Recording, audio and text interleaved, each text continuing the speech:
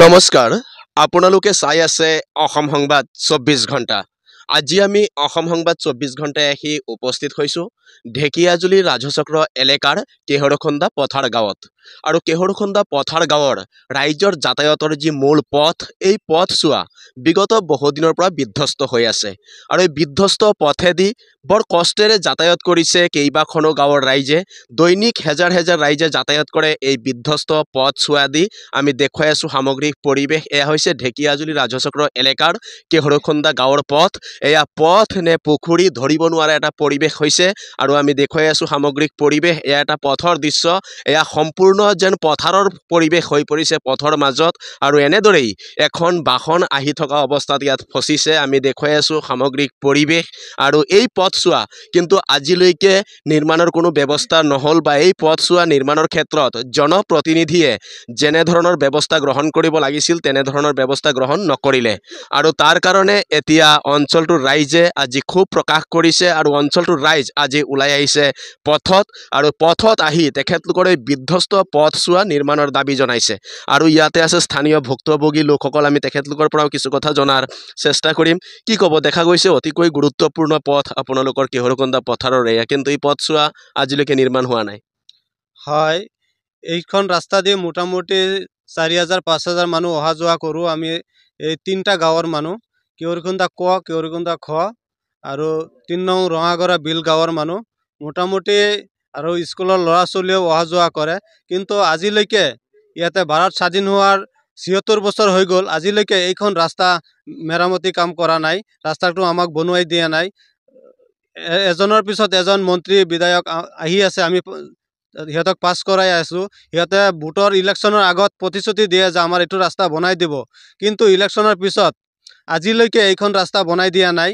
আপোনালোকে চাই আছে যে গাড়ী আহিলে ইয়াতে ফাঁচি যায়, ট্ৰেক্টৰ দি টানিব লগা হৈ যায়।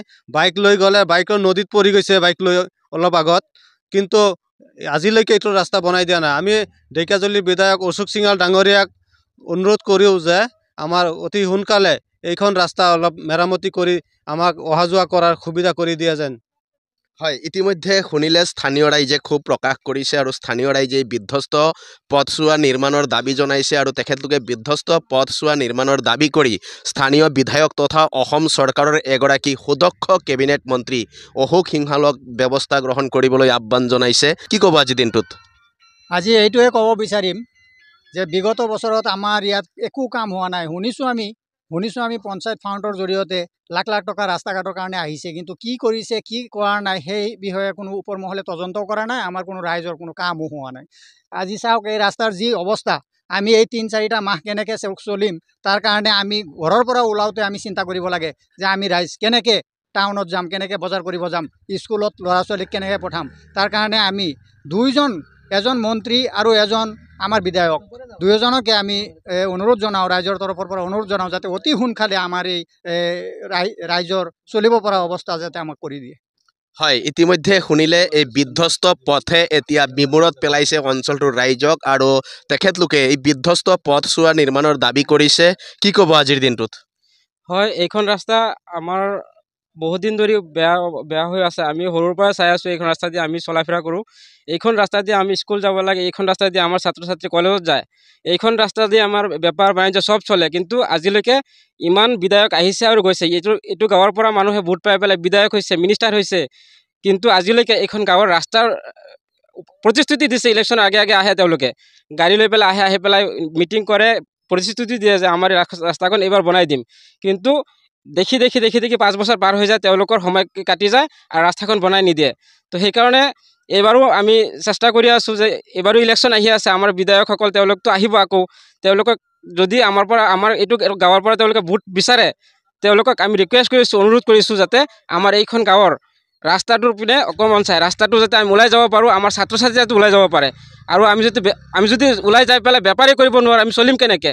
আমাৰ নচলা অৱস্থা হৈ গৈছে। আমি এতিয়া ঘৰৰ পৰা ওলাব নোৱাৰোঁ, পংগু হৈ পৰিছোঁ। তো আমাৰ বিধায়ক আমাৰ মিনিষ্টাৰ অশোক সিংহাল ডাঙৰীয়াক আমি কৰজোৰে অনুৰোধ কৰিম যাতে এই ৰাস্তাখন বনাই দিয়ে। হয়, ইতিমধ্যে শুনিলে এই বিধ্বস্ত পথছোৱা নিৰ্মাণৰ দাবী উত্থাপন কৰিছে আৰু এই পথ নে পথাৰ ধৰিব নোৱাৰা পৰিৱেশ হৈছে। যিখন বাহন এই পথেৰে আহিছে চবেই ইয়াত ফাঁচিছে, কোনোবাই পথাৰত সোমাইছে, কোনোবাই নৈত পৰিছে।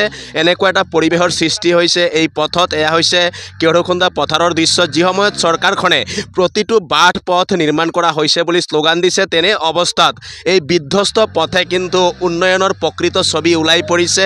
আৰু আমি দেখুৱাই আছোঁ সামগ্ৰিক পৰিৱেশ এনেদৰেই আজি বাহনসমূহ ইয়াত আহি ফচিবলগীয়া হৈছে। যিজন এই ৰাস্তাৰে অহা যোৱা কৰাৰ কাৰণে আগবাঢ়ি আহিছে সকলোৱে ফাঁচিছে, কোনোবা হয়তো পথাৰত সোমাইছে। এনেকুৱা এটা পৰিৱেশৰ সৃষ্টি হৈছে আৰু সকলোৱে এই বিধ্বস্ত পথছোৱা নিৰ্মাণৰ দাবী জনাইছে। ইয়াত আৰু এগৰাকী স্থানীয় ব্যক্তি আছে, আমি তেখেতৰ পৰাও কিছু কথা জনাৰ চেষ্টা কৰিম। কি ক'ব আজিৰ দিনটোত? আমি কি ক'ম, এইটো লাজৰ কথা, আমাৰ ক'বলৈ নাই আৰু, কিন্তু আজি নিৰুপায় হৈ ক'বলৈ বাধ্য হৈছোঁ। আজি আমাৰ ইয়াত যে এই 5 বছৰ কাল যে যোৱা 5 বছৰ পঞ্চায়তত যে বিজেপি আহিলে, বিজেপি আহি যে আমাৰ গাঁৱত যে কি উন্নতি কৰিলে শুনিছোঁ, খালি লাখ লাখ টকা দিছে। কিন্তু আমি অশোক সিংহাল ডাঙৰীয়াক আমি অনুৰোধ কৰিম যে এই পইচাখিনি ক'লৈ গ'ল আৰু কেনে আছে পইচাখিনি আমাৰ অতি তদন্ত কৰিব লাগে। আৰু ৰাস্তাটো আমাৰ ভালকৈ এতিয়া আমি অনুৰোধ কৰিম যাতে অতি সোনকালে আমাৰ ৰাস্তাটো বনাই দিয়ে। হয়, ইতিমধ্যে শুনিলে সকলোৰে এটাই দাবী, এই বিধ্বস্ত পথছোৱা নিৰ্মাণ কৰি দিব লাগে, কিয়নো এই বিধ্বস্ত পথে এতিয়া জ্বলা-কলা খুৱাইছে বৃহত্তৰ অঞ্চলৰ ৰাইজক।